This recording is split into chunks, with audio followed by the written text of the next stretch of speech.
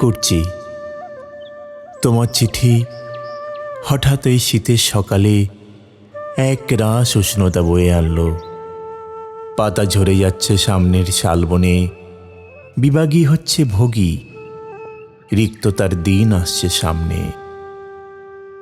এরই মধ্যে তোমার চিঠি যৌবনের দূতির মতো এলো, এক ঝাঁক টিয়ার উল্লাসে সমবেত সবুজ চিৎকারের মতো। তার মানে এই নয় যে তোমার চিঠি দুর্বোধ্য। উপমার খুঁত ক্ষমা করে দিও। কেমন আছো তুমি জানতে চাইলেও জানতে পাই কই। সকাল থেকেই তোমাকে আজ খুব সুন্দর একটা চিঠি লিখতে ইচ্ছা করছিল। ঘুম ভাঙার পর থেকেই তোমার কথা মনে পড়ছিল খুবই।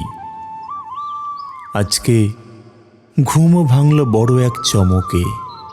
একজোড়া পাখির ডাকে ঘুম ভাঙল, যে পাখিদের ডাক বড় একটা শুনিনি এদিকে। কম্বল ছেড়ে দৌড়ে বাইরে গিয়ে দেখি একজোড়া স্কারলেট মিনিভেট এসে বসেছে আম গাছের মাথায়। আমার ঘুম ভাঙানিয়া পাখিরা, আহা, রোজই যদি আসতো। আর তারপরেই তোমার এই চিঠি। দিন আজকে ভালো যাবে আমার। বলছিলাম যে সকাল থেকেই তোমাকে সুন্দর একটা চিঠি লিখব ভাবছিলাম, কিন্তু সুন্দর সুখের যা কিছু ইচ্ছা তা দমন করার মধ্যেও বোধহয় এক ধরনের গভীরতর সুখ নিহিত থাকে না? আজ চিঠি লিখব না তোমাকে, তার বদলে একটি স্বপ্নহার পাঠাচ্ছি। লেখক কবি না, তবু তার নাম গোপন থাক। কি যে দেখেছিলাম তোমার এই মুখটিতে কুচ্ছি, এত যুগ ধরে কত মুখেই তো দেখলো এই পড়া চোখ দুটি,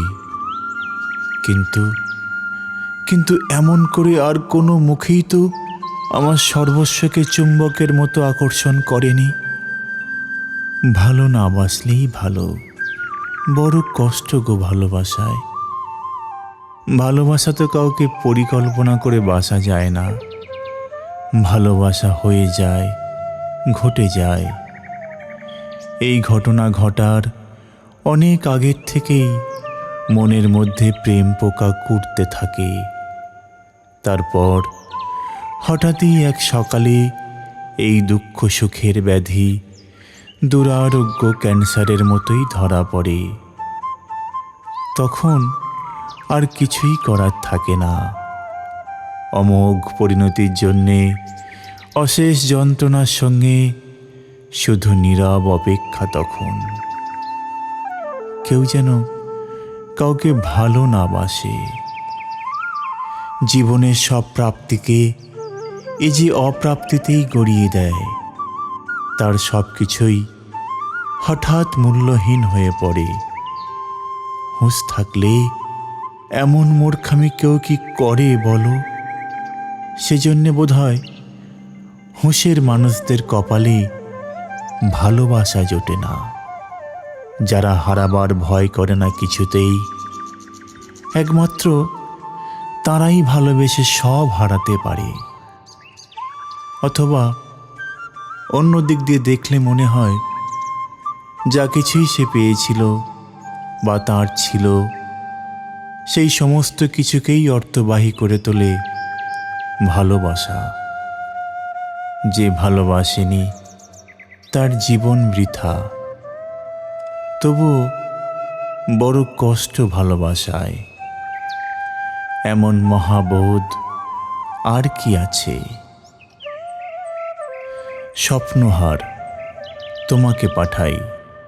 নীল নদীটির নিবিড় পাড়ে ঘুম পাওয়া রোদ চমকে চেয়ে অলস পায়ে যখন হাঁটে মাঘী মাঠের নেবা ধরা শূন্যতাতে, ঠিক তখনই আমার বুকের গভীর থেকে স্বপ্নগুলো ঝাপটে ডানা অস্ফুটে কি কইতে কইতে নড়ে চড়ে। স্বপ্ন ওঠে, স্বপ্নে দেখি নীরের পাখি আসছে নীরে, অনেক পাহাড় মাঠ পেরিয়ে ভালোবাসা ঠোঁটে করে আসছে ফিরে পাখি আমার, নীরের পাখি। স্বপ্নগুলো খুব ভীতু হয়, আমার স্বপ্ন সবার স্বপ্ন, তবু আমি স্বপ্ন দেখি।